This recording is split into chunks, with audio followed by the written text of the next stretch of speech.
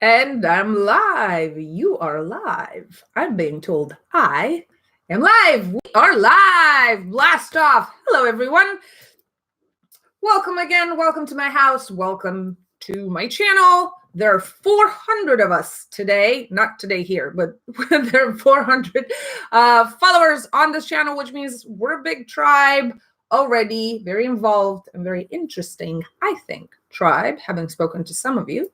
Welcome back. My name is Dana. This is A Nose Nose, and this is still the first and the only channel that you will find out there dedicated entirely to the stuff nobody talks about. Alan Therapeutic Fragrance. Hello, everyone. I've been scolded last week that I'm taking way too long to get to the point, which is the description of the fragrance. I'm afraid that will not change. So if you're one of those people who are coming just to hear about the fragrance, maybe you should come back in 10 minutes. Forever Fragrant Kid. Hello. Malka, welcome. Thank you. And Andrea, welcome. The person who scolded me last week actually took her time to go on Facebook and write a long post about how reviewers like me have the audacity to talk about stuff that is not relevant to the fragrance itself. And while I accept all criticism, I think she's off. And I think there's much to be learned about other things addition to the smell itself. So I will continue to talk about presentation and everything that I think is relevant. And whoever stays, stays. Fragrance View. Hi. Peter's here. Gunmetal is here. Canada's with us. If you log in and if you say hello to me or the other people who are on chat today, please let us know where you're logging in from. I think that's really, really cool. Hi, Gabriela. All right, so let's start with the beginning. Welcome, everyone. You're back on A Nose Nose, the first and only channel dedicated entirely to the obscure, to the long forgotten, to the lesser known items in perfumery. And while last week we spoke of a defunct, dead, gone house by the maestro Stéphane Hubert Lucas, who everybody knows and adores and hates for the price points of his eponymous house, Portland, Oregon, San Jose, Connecticut.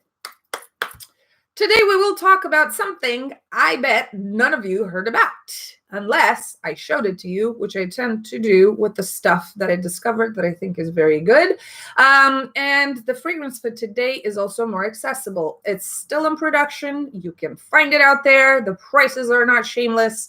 And it's unlike last week's concoctions. This one is very friendly. It's easy to understand. Nothing artistic about it. Just solid, straight up, good amber. And I chose to talk about it today because, summer's coming. And I want to get out of the way all the things that we can still use and still wear without worrying we're walking around with an atomic mushroom of smell around us. Hi, Moi Piranyan. Hello. And Vancouver. Hello, everyone. All right. So the fragrance I want to talk about today, I discovered by mistake. I tend to risk and blind buy a lot of things that look good to my eye.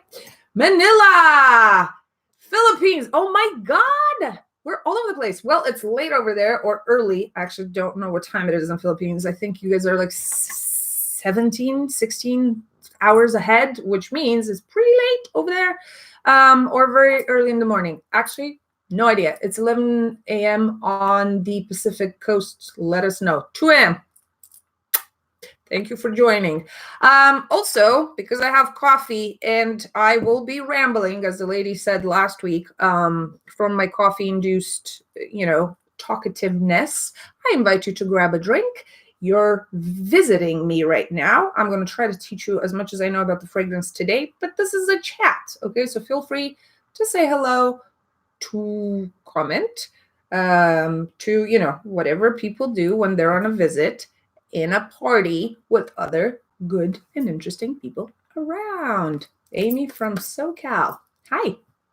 Welcome. Callie love. All right.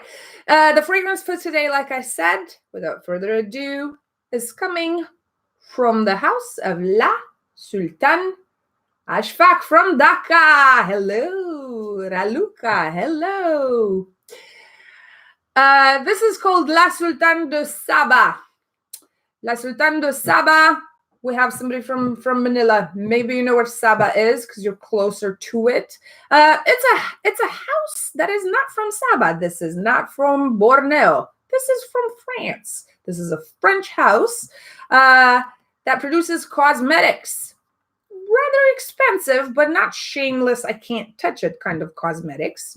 And the whole inspiration behind the house is beauty rituals from the furthest, most exotic place they could come up with, and that was Saba. Saba, oh my God, Samantha said, I blind bought the teofenol for 17 lira.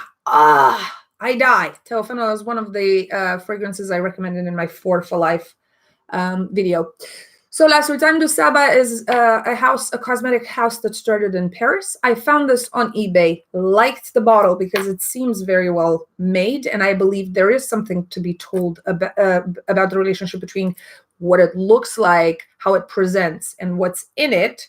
Of course, that's not always true. I just got back from Milan and Essence, and I've seen a lot of gorgeous presentations with generic juices, but I guess when you have a lot of volume, you have a lot of that as well, just like you can find quality when there's a lot of volume.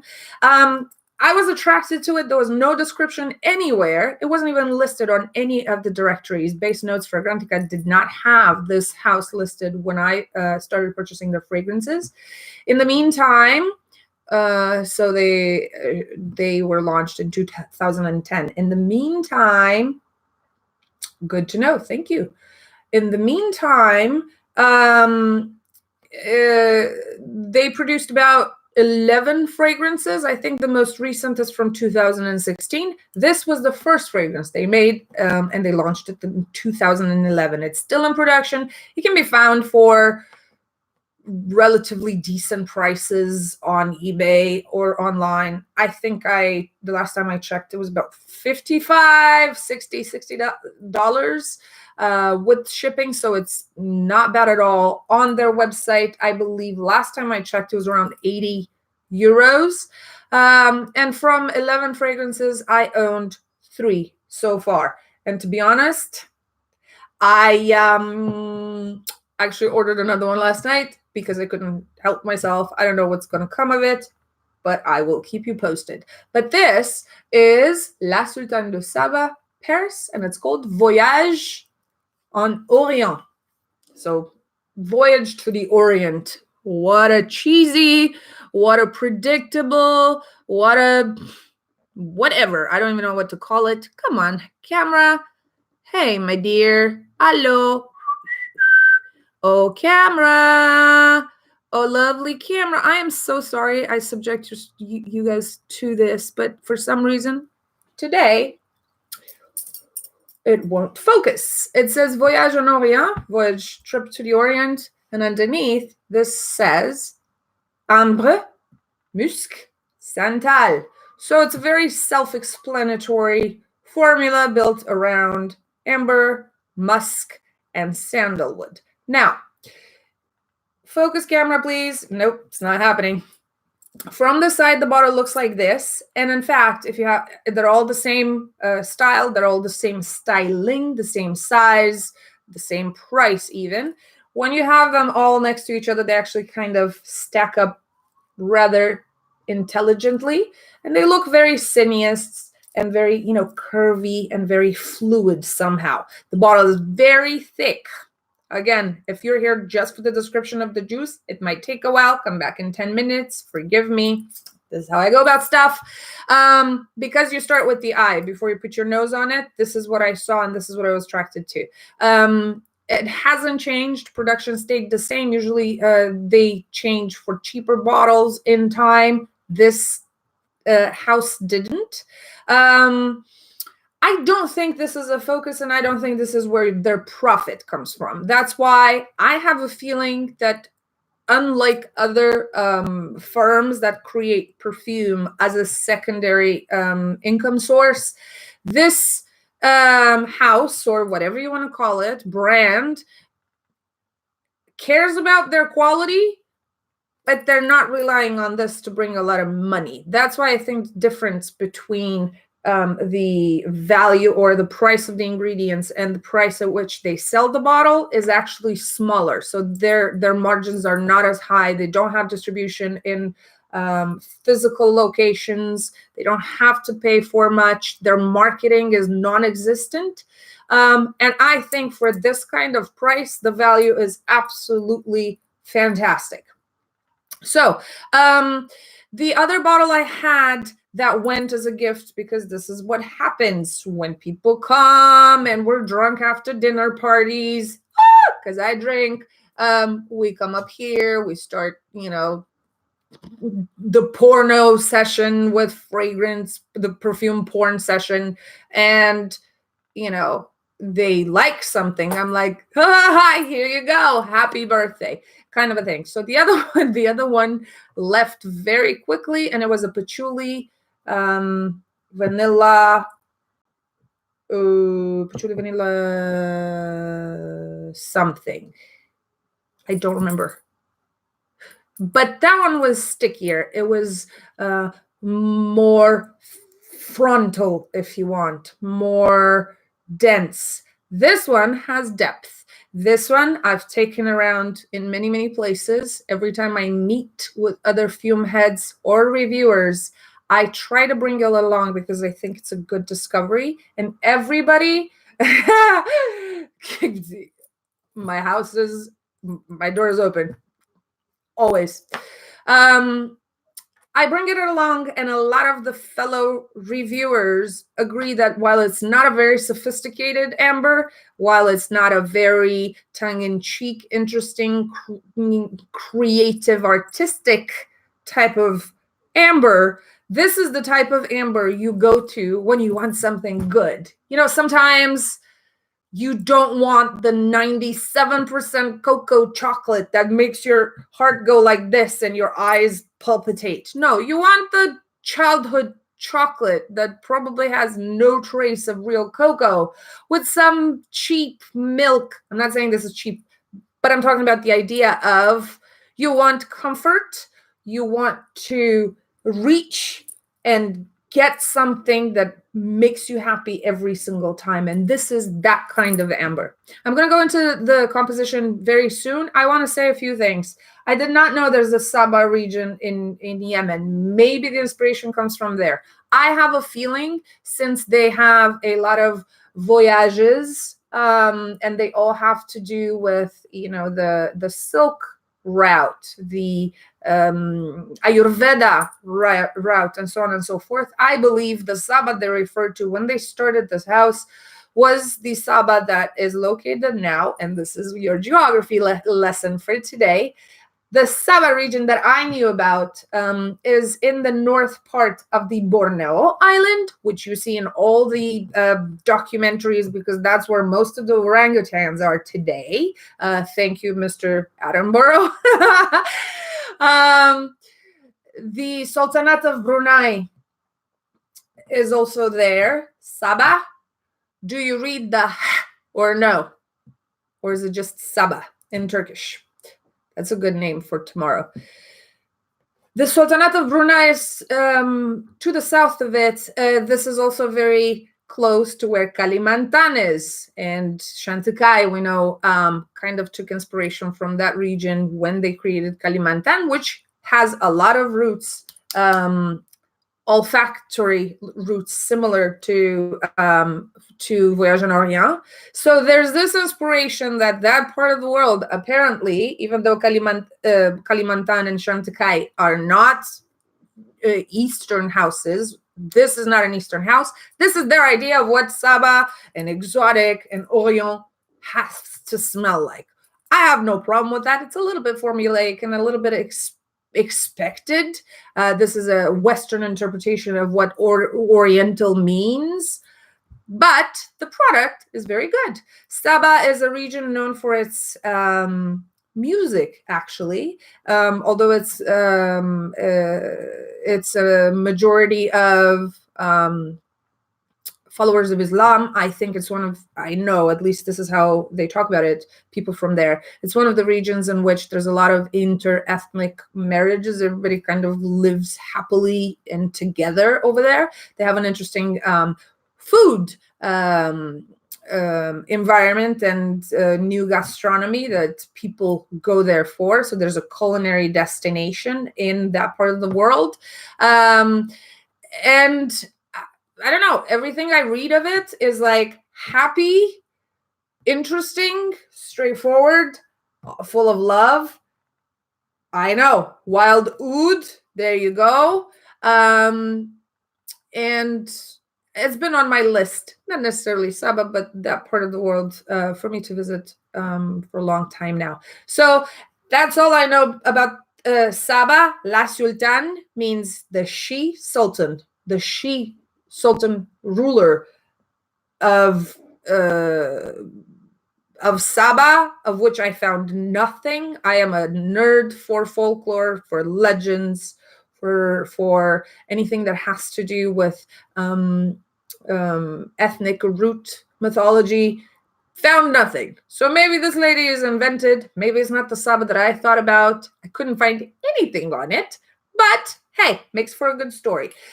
Gunmetal says, I visited Saba once. Oh my God. To hike Mount Kinabalu, which I think is the highest point there. It's about 4,000 meters. Beautiful nature surroundings. So that is Saba for you. That's all I have to do and all I have to say about anything that's not related to the fragrance itself. And let's talk about the fragrance now. When I searched it to see if anybody talked of it, I landed, here's another parenthesis, I landed on all these videos on YouTube that don't talk about the fragrance, but it's like all massage and it's like smooth music. Seriously, it looked like some porn videos. There's a guy, George something, that does porn, that does happy ending massages. Oh my God, I said porn, I said George, but seriously, it looks like happy ending videos, reviews. Of course, I'm a virgin. I never watch porn. No, if you expect anything else from me, please just disregard what I just said in the past 2 minutes. But seriously, I was trying to find reviews for this, and I was ending up on massage videos. It was hilarious. I'm like, okay, fine. Then I'll do the video, and whoever's coming for massage, soft porn, soft music, and beautiful virgins is going to be severely disappointed because I ain't that.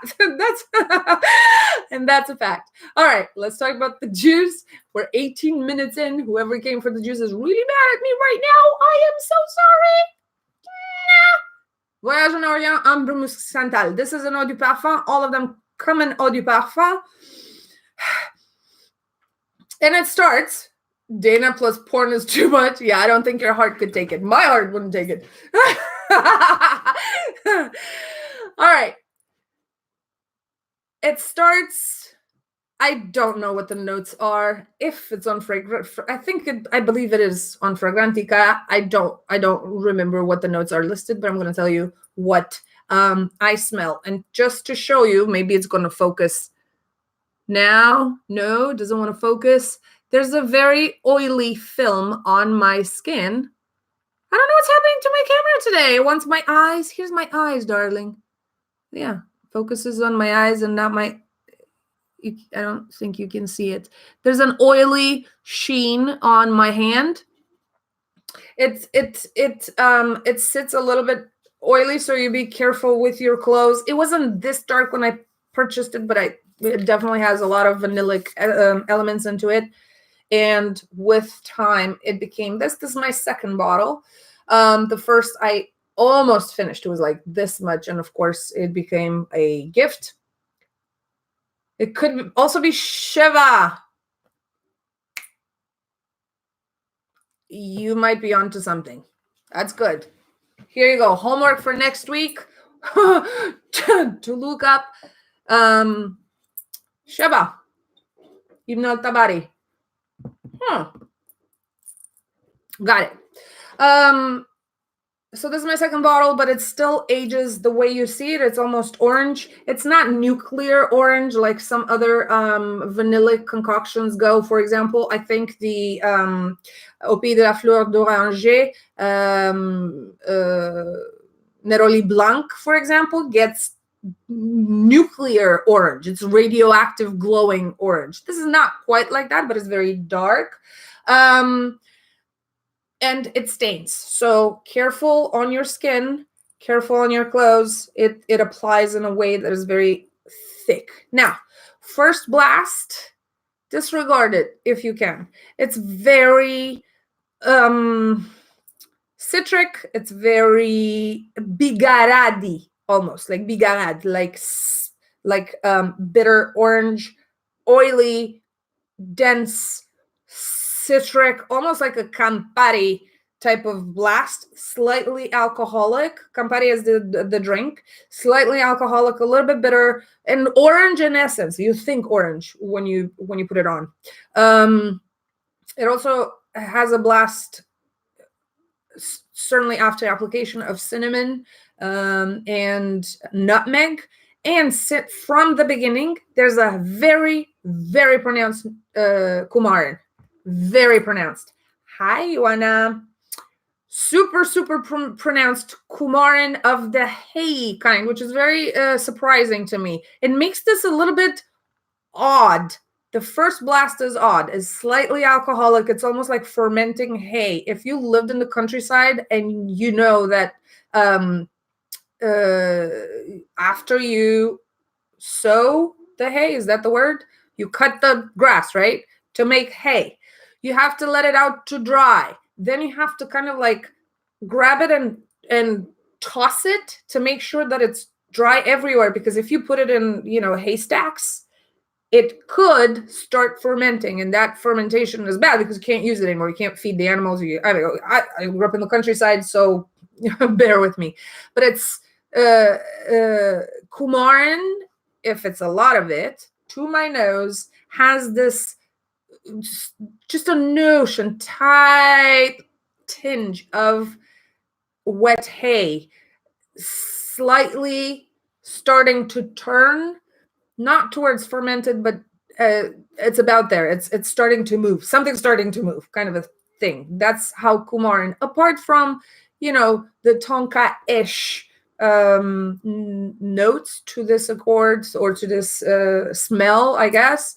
There's also that tinge of hay. This comes straight from the beginning. It makes it wet, and it makes it kind of surprising. You don't really expect it to be that wet, given the first round of notes you're feeling. So, like I said, lemon, bitter orange peel. So that's why I'm saying slightly oily, but liquidy at the same time. It's almost like a serum consistency, if you want. Odd. It almost makes me think of glycerin. You know how glycerin is? So you think it's oily, but it's not. You think it's watery, but it's not. It's a weird kind of texture and can be off-putting, but it goes away really, really well and really fast. So this textural, wet, odd notion goes away really, really, really fast. It kind of dissipates, which is good because it's not, it's not the best opening, but it is interesting. It makes you go, huh. Let's see what this can do. So just to recap, it smells like lemon with the peel, orange with the peel, bigarade, bitter orange, something, licorice kind of a thing, cinnamon, nutmeg, and kumarin, with the textural aspect that is kind of odd that I just mentioned. This lasts... The textural thing lasts 20 seconds. The top lasts, I'd say about 5 minutes to 10. After which, it enters this middle that is very simple, and it also lasts a short period of time compared to others. In the middle, there is Santal It's not very creamy, but it's not very sharp woody either. It doesn't go into acrid at all. It doesn't go into grassy. It doesn't go, there's a lot of vetiver, but it's not iodine-y. It's more body grass kind of vetiver. Slightly dry, so the whole composition calms down from the wet nose in the beginning to a more evaporated state, if you want. There's a little bit of something green flower, like maybe a green lily of the valley, maybe unfully blossomed honeysuckle, maybe something like that. So it's a green yellow flower impression, I guess. There's nothing indolic in it. There's nothing shameless in it. But the liquidy feeling is still there. I'm suspecting there's a little bit of iris mixed in the composition. And also, this is something very interesting. I felt a little bit of a lemmy to my nose. I smelled it in nature. To my nose, Elemi has a very particular kind of aftertaste, if you want.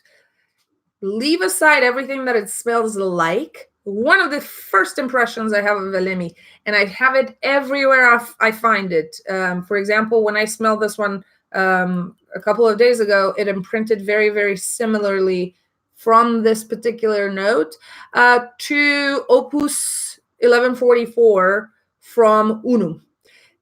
And I'll tell you what it makes me think of. It's weird, but that's just kind of how Elemi stays with me sometimes. It feels like, I don't know if you've done this. This is weird, but I don't know if you might have done it when you were a kid. You lick your hand and then it dries, and then that kind of odd saliva smell. That's that's what I get when I smell something with Elemi in it. So I would guess there's Elemi in it, not because it smells like saliva, but because that's kind of lived in type of resiny something that's hard to describe. So the middle is enveloping. It's slightly sweet, but not overly sweet. It's woody, but again, it goes really fast. I think the middle is there for maybe 15 minutes, which is kind of good because all the value of this juice sits on the base, in the base. I don't know how to say it in English. I don't know what the correct form is. Elemi does have citric nuances. So the smell itself doesn't, it's not off of what other people describe it as, but it's the aftertaste, the impression. I hope they don't. It's the impression, the aftertaste, the first image that comes to my mind. I just slapped my face. Sorry. It makes me think of that. So yes, Elemi is resiny and it has herby and citrusy, petit grainy almost nuances compared to other resins. It's also to me a little bit oily and a little bit human. I don't know how to explain it compared to the other ones. So it's all about the base. Asha. All right, let's move on to the base because the base is fantastic. The base is like, the base is familiar. It makes this really friendly, really easy to wear. Like I said, sometimes you don't want some fancy fair trade 92% cocoa, virgin, massaged, recycled packaging, and $9 a small bar chocolate. Sometimes you want Good chocolate that makes you happy. You don't want fancy chocolate that you can brag about and say that, you know, cocoa was found to be very good if you mix it with yoga and stuff. No, no, no. You want something good. You want something simple. You want something that makes you happy and makes you happy every time you do it. Whether you want it or not, whether you feel like it or not, you know you're gonna make you happy. It's like reading a bad joke that you laugh at every single time by yourself. Doesn't matter what's around you. You know this is gonna be there. It's one of those fragrances, and I know you all have one. There's a word for it in English, but I don't remember. It doesn't matter. So the base is basic, I guess, but absolutely delicious. It is vanillic. What's it? It is vanillic. Yes. It is musky. Yes. I don't know what kind or how many kinds of musk this has. I think I'm anosmic to at least one. I do believe there's a combination of white musks. One of them is definitely something a molecule that I'm anosmic to, because sometimes, depending on the weather, if it's a little bit wet outside like it is today, sometimes I go into partially smelling it, and it probably happens because I'm anosmic to one of the several musks that are in it.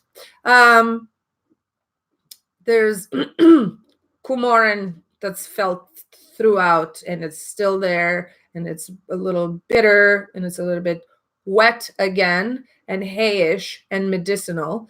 There's a lot of labdanum, like crap load of labdanum. This sometimes shows in the beginning as well, depending on, you know, how my nose does that day. And when I say shows, I don't mean, oh, I can kind of feel it. No, I mean it's like a punch in the face. There's frankincense. I would venture to guess it's not high quality, but it's not Omani. It's more like Ethiopian Somali incense that goes honey herbal. It doesn't go citrusy, clear, crystalline like the Omani does. It goes into the sticky, hot lava kind of frankincense. And I think it has Peru balsam. I actually shot one of my 60-second videos today for Instagram right before I went live, because I had, you know, kind of like compared them last night and all that stuff. I think it has Peru balsam or tolu, probably Peru because it's cheaper. But if you guys here never saw balsam Peru, I want to show it to you. It looks like this. Look at that. And all balsams that I've put my nose on, and I usually buy natural ingredients just because I want to, you know, test my nose, learn. I don't think you can train yourself without actually seeing and maneuvering natural ingredients. But this is what a balsam looks like. And to my nose, Peru balsam, which of course doesn't come from Peru. Most of them come from El Salvador, even Costa Rica, usually Central America. The balsam that, again, behaves like this smells somewhere between a resin, like a neutral frankincense, or I wouldn't say benzoin, like a neutral frankincense, let's say, and propolis. If you don't know what propolis is, it's a black kind of waxy material that bees produce to cleanse. It's antiseptic, to cleanse or isolate contaminants from the hive. For example, like a mouse came, they killed it. In order for it to not rot and infect the hive, they literally wrap it in this black, waxy, highly medicinal antiseptic material that smells like beeswax, smells like pollen, and it smells like herbs. It smells so highly medicinal, herbal, aromatic, that it has a very, very specific type of flavor aroma.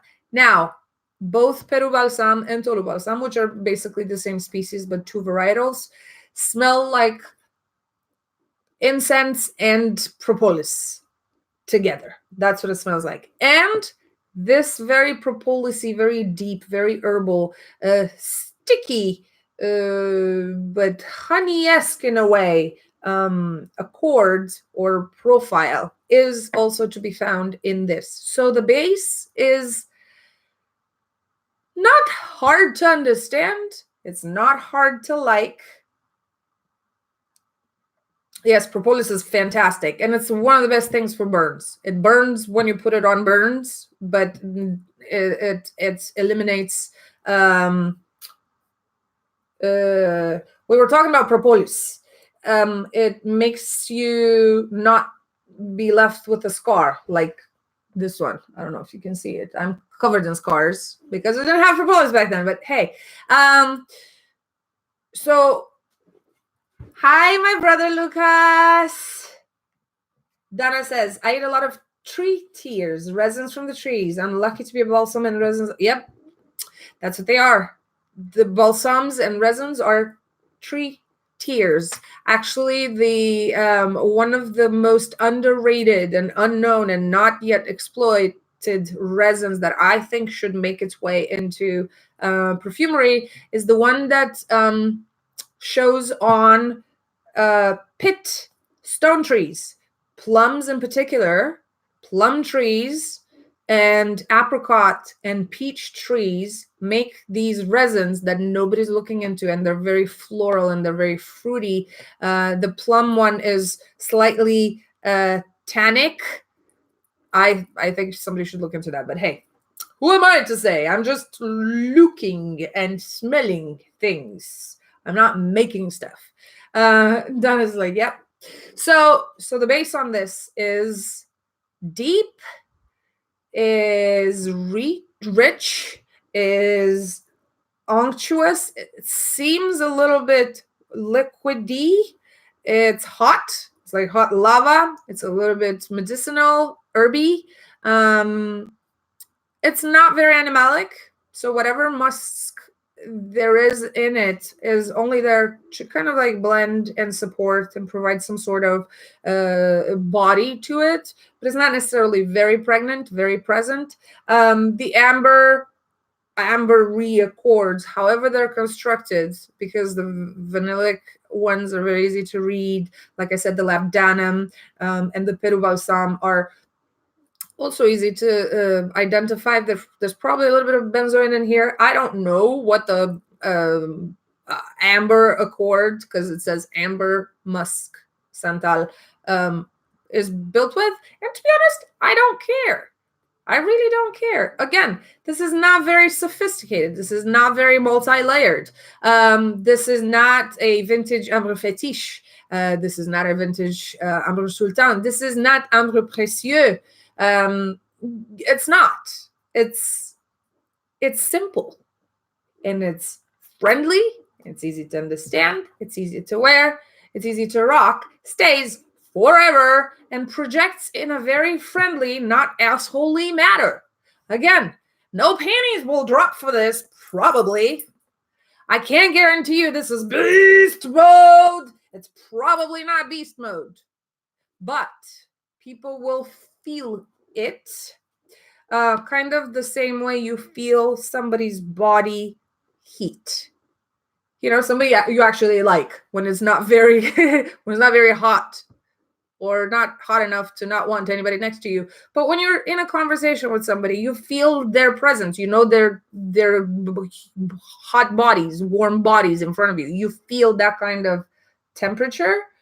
It's kind of like that. You feel it like that. You don't have to be that close to feel it, but you feel it kind of like that. Like it's somebody's body heat projecting off of them. And it's really, really nice. This is also one of the things that I get compliments on. I don't really care for that necessarily. Not, you know, I have thousands of juices in my house, and I don't know, 500, 600 bottles, 500 probably. I buy the weirdest things, but you do remember the things that people compliment you on, and this is one of them. People comment on this all the time because it's friendly, because it's easy to understand. It's not in your face. It's not imposing. It's not assholey. It's just simple and good. Like a good chocolate that makes you happy. And again, unlike last week's concoctions, this is easy to find. They're still making it. Nobody knows about it. I actually showed it to Sebastian and he loved it. A lot of people loved it. Everybody who smells this goes, this is a good discovery. And it's nice to have in a collection. It's nice to look at. This part here, again, is probably not going to want to, over here, maybe. There you go. This is made of metal. This is a metal plate, which you don't really see nowadays. You know what I'm saying? So it's like, you like to see this. This is plastic, which is crap. It's light and doesn't really fit properly. It doesn't make sense for the rest of the bottle, but everything else is nice to have around. And there you have it for today. The obscure juice. This is not long forgotten, and this is not discontinued. This is not a rarity. This is not hard to get to or try. Lucas, that's because you're super nose. For the rest of us, you know, we don't, you don't count. Your nose doesn't count. For the rest of us mortals, sometimes we do need screaming fragrances. You probably need 2 molecules and you're done. You know what you're smelling. But but the rest of us bare humans, sometimes we want screaming stuff. This is not it. It's, like I said, it's dense and it's present, but it's not necessarily assaulting you. It's not a beast. It is not a beast. And your panties won't drop. I guarantee you, no panties will drop. Will drop for this. It's entirely unisex, in my opinion, compared to everything else that comes in as masculine or unisex today. Is maybe a little bit more aromatic, even though there is a lot of vanilla. You shouldn't care about these things. I've been saying this, unless it has a vulva or a pair of balls or whatever sexual markers could be on something, then it is not for men, for women. It's just fragrance. So, pictures, or it didn't happen, Samantha. I think that's my first pair of panties that I blew off. I don't know how to say this in English. But maybe that's what you watch me for, because I say the wrong things at the wrong time. You know what I mean? I think I'm not even going to try to say it in English. But Samantha, you made my day. In a proudly introvert way. I like that. So the name is Voyage en Orient. I'm going to write it. I'm going to edit the title of today's video, and I'm going to write it down. But this is it. Voyage en Orient. Ambre, Musc, Santal, from the house La Sultane de Saba. Saba. Paris. That is it. If you do get your nose on it and you like it, just tell others you heard it here first. If you don't like it, tell me. I want to know. I think this is how we learn from each other. I haven't done these in English, but with my Romanian community, I have live videos twice a week. One of them, you know, they're, by the end of it is like 1,500 people, 2,000 people sometimes come and go. So I always say the same thing. You can't copyright ideas. It's just not, this is not how human race works, right? I'm not going to ask for credit for stuff, but it's nice to pass on the information. So don't tell people you found it, because I will find you and I will call you out. Doesn't sound good, does it? Anyway, you know what I mean.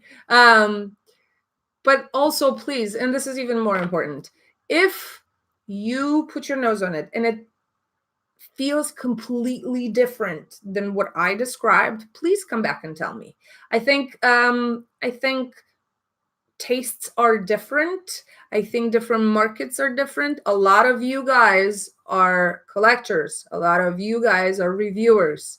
A lot of you guys are evaluators. Your noses statistically are at a different level than those of 1,000 mixed people. I do have a lot of very serious collectors and reviewers in my Romanian community as well, but statistically, out of 30 people here, all of you are chock full of knowledge and all of you are super noses. So we're discussing of a different kind, different level of analysis. So I really care about what you have to say. If you try it, come back and tell me. Am I off? Am I not off? Teach me. If you feel different things, I want to be able to retest and, deepen my understanding of anything I present, really. So yeah, please do. Please, please, please do. I think it's very important, and I'm not trying to lecture anybody. So if we can exchange information, that's what I'm here for. There you go, folks. I'm gonna do a keep it kind, but keep it true. Absolutely, always and forever. Long live something. Long live us. You can create so much in such a multi-dimensional way. It's almost impossible to copy them. I mean, you can copy. That's not a problem. I don't care. It's not mine to hold on to. It's just I'm just saying, let it flow. Don't buy it and don't tell others. Don't. Aw, thank you, Kyle. Don't hold. I guess what I'm trying to say. I saw I saw something a few days ago. People refuse to share information, then they appropriate somebody else's information, they repackage it and they present it as their own, and don't give useful information. It's kind of like, oh, I'm wearing some, you ask somebody, what are you wearing? They don't want to tell you. I think that's just, anyway, I've been witnessing a lot of situations lately in which reviewers are actually stealing each other's content strategies. And it's like, I understand that a lot of them depend on novelty, what's out new. They want to be the first to review something, but it's such a rat race and you're so dependent on what the launches are and whether or not those houses are sending you full bottles or full bottle lines, whatever, that you depend on them. And I understand that if you want to make a business, you kind of have to kind of, just push people out of the way. It's just hard to watch. And anyway, I'm going into politics and drama. I've talked about porn today. I think it's enough, right? I think academia, yes. I have a lot of friends who are professors and talk about the same thing. I don't practice it, and I'm kind of naive, I guess. I'm a newcomer to this. And in Milan, the first question I asked, even some of you who are there, Peter knows, I would stop and say, hi, what did you find that's good? Because in my head, that's, sharing information. I volunteered mine, and most people would say nothing. It's not because they didn't find anything good, or maybe they didn't, but because they didn't want to share. Then again, the same people who said, I found nothing, there's nothing, I'm so not impressed, are now up all over YouTube saying, I love this. I didn't spread, but I love it. So I don't know. I'm just saying, please share information. Back to me, to others. Let's get our communities out of this rut, please. We can do this. Thank you. Lucas, you know what I'm talking about. You were there. You've seen it. All right. All